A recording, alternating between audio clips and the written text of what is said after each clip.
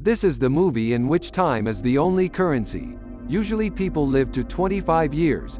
After you have to earn time to live and buy anything you want. This means that time is salary to employees, and the riches who own limitless time can live forever. A voiceover portrays the condition of the world, where time has become money. Because of logical advances, individuals can quit maturing at 25. However, it accompanies a catch. In the wake of contacting 25, an individual is hereditarily designed to live just a single additional year. The time is utilized as cash. You can acquire more working, yet you sell it for merchandise and different administrations. When your time expires, you bite the dust. Will Salas, Justin Timberlake, is a young fellow living in Dayton, an unfortunate ghetto in the southwest USA. He lives step by step, making barely to the point of relaxing money with his never-endingly young mother, Rachel Salas, Olivia Wilde. She is 50 today, however has 2 days' work in the article of clothing region. She gives Will 30 minutes for lunch. They will celebrate when she gets back. Everybody has a radiant green computerized clock on their arms, counting down. Will is liberal and effectively gives 5 minutes to a youthful poor person young lady, Maya. En route to work he purchases an espresso. The cost has recently gone up. Strolling to work they see dead bodies in the roads. Will works in a metal stepping plant, making gleaming tapes. After his shift he sees he has saved money. Quantities have gone up. Will meets his companion Burrell, Johnny Galecki, at a bar. There they see a man getting everybody beverages and causing to notice his arm, which records him as having more than 116 years. Will realizes that the man didn't have a place with the ghetto and was probably going to cause to notice himself. Sure enough, the Minutemen, a group of thugs, appears, equipped and prepared to take the man's time effectively. The posse chief, Fortis, Alex Pettifer, is really age 75. Burrell and the remainder of the bar dissipate, however Will meddles and assists the man with getting away. The two escape from the Minutemen and in the long run track down an old structure to stow away in. The man presents himself as Henry Hamilton, Matt Bomer, and tells Will of the time as money framework. It had been laid out for a populist control after the advances made in enemy of maturing processes, yet as individuals were all the while making do. Expansion and lower compensation were intended to keep the populace in charge. This cash framework likewise implied that the rich could live significantly longer than ordinary and basically become undying, while the poor passed on. Henry anyway is fed up with living for such a long time. A resentful Will lets him know that the rich essentially didn't merit their time. He tells Henry he doesn't need his time.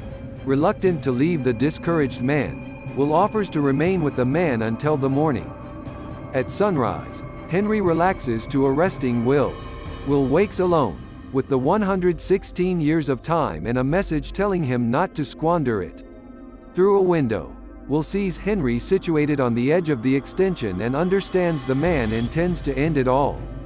He heads out to stop him, yet misses him as Henry's time expires and he falls into the Tempest water channel. Will sees road cameras recording him and runs back home. Will meets Burrell with his family, and shows him his new time. To say thanks to Burrell for being his companion for such a long time, Will allows him 10 years. Burrell cautions him that remaining in Dayton with that much time planned to wreck him. Will needs to take his mother to New Greenwich. Rachel takes care of a multi-day credit at a Weiss ATM machine. She attempts to board a transport to return home, yet the passage has gone as long as 2 hours and she has just 90 minutes left.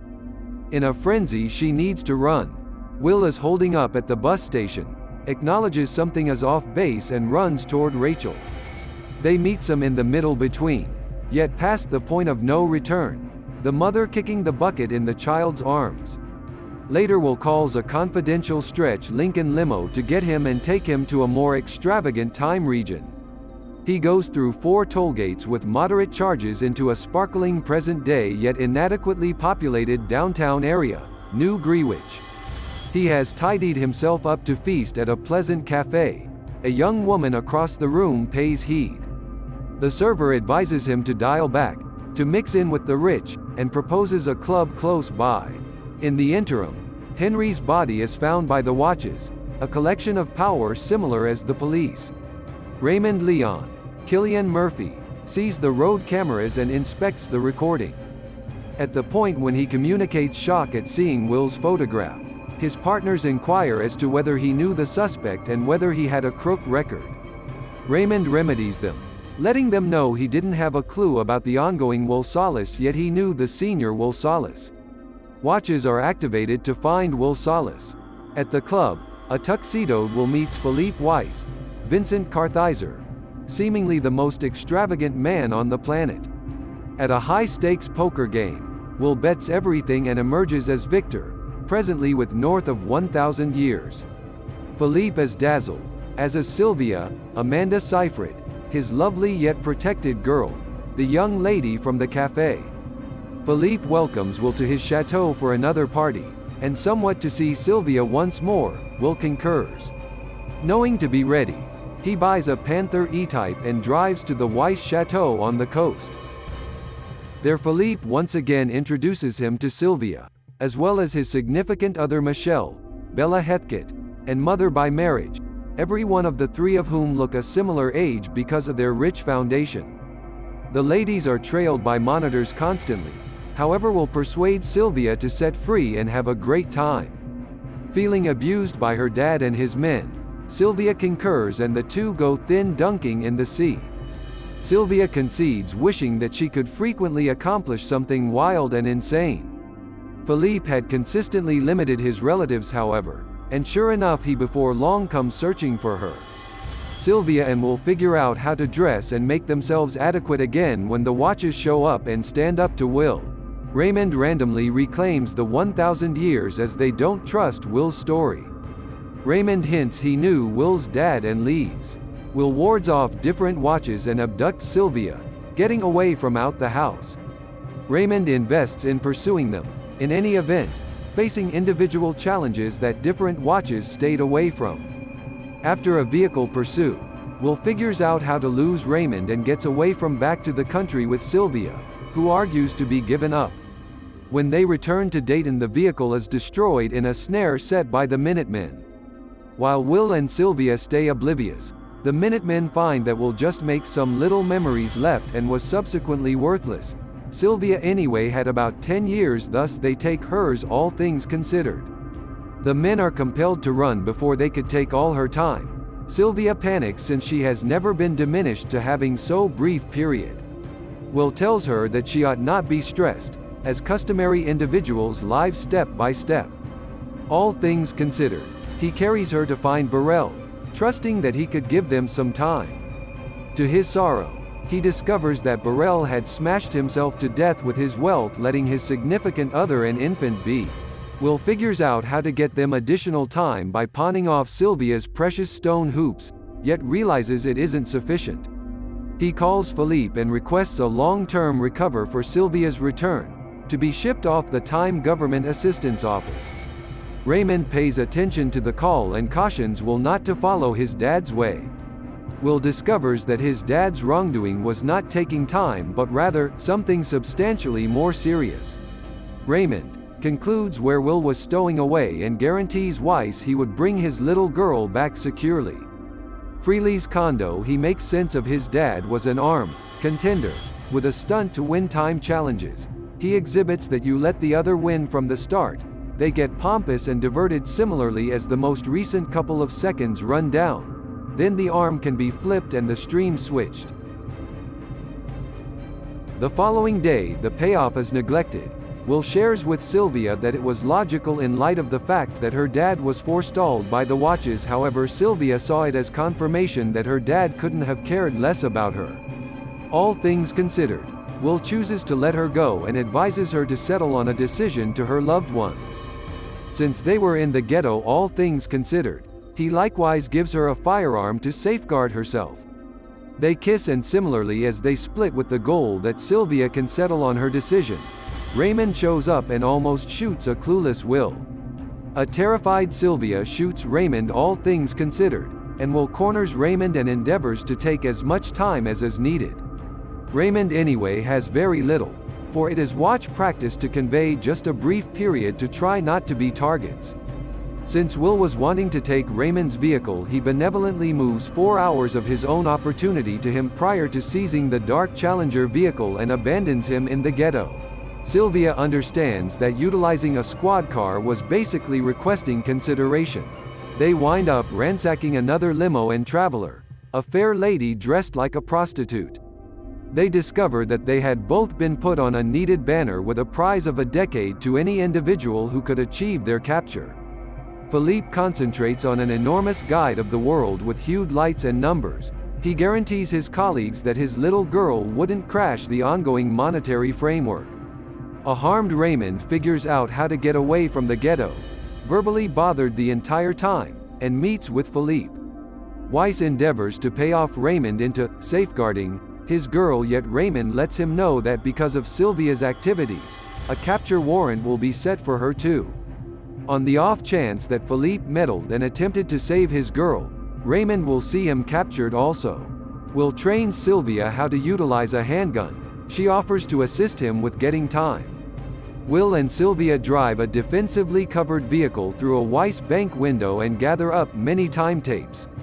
They welcome the spectators to snatch what they can likewise. The huge status board shows the lopsidedness. This charms them to the vast majority in the ghetto. Weiss watches the news report of the burglary as his better half rebukes him for choking out them. In an inn, the two draw nearer, then sense something is happening and simply figure out how to get away from Beam and his crew.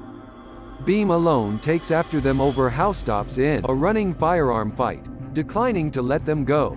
They figure out how to pay off a transport driver and departure. At an undesirable inn, they lease the entire structure for security.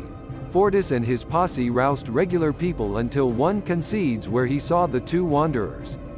In the lodging, the youthful couple depict how each went through the change at age 25 when the green numbers start counting down. Fortis shows up and makes sense of it isn't simply the rich and the watches abusing the typical residents. The Minutemen are being permitted to do as such as long as they didn't begin going after the rich too. Fortis moves Will to an armed battle until the very end. As the two men lock arms together, Will's time runs down quick. Will utilizes his stunt to invert the stream, then figures out how to threaten to use a firearm from his boot, kills the cohorts and times out Fortis. Will is unnerved and figures it will require 1 million years to change the framework. Sylvia knows where they could carve out that opportunity. Sylvia gets back, claiming to hand herself over, diverting her dad and his different watchmen, so that Will could surprise him. Under gunpoint, they take Weiss to his office and open an enormous vault where they track down a solitary tape with 1 million year. Philippe attempts to say it is generally to a singular's advantage to live everlastingly even at the expense of another's, yet the two wanderers are unconvinced. In the wake of securing Philippe in the workplace, the two again return to Dayton. While keeping the watches occupied, they pass the 1 million tape to Maya, the young lady. Raymond seeks after Will and Sylvia to a distant region running toward Livingstone, the following town over, similarly as they all use up all available time.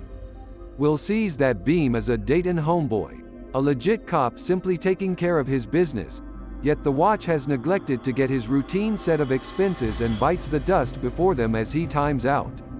Barely in time, Will sees the squad car somewhere far off, runs and figures out how to move the watch's routine set of expenses from the mid-control area gadget to himself. He runs back to Sylvia and simply figures out how to move some time, saving her life. Both of them just have enough for a day. The Daytons stop work and walk toward New Greenwich. Watching the news, the watches conclude that their positions are done. With 100 years abundance on them, pulling up before an enormous establishment, Will and Sylvia attract their firearms to make their greatest heist.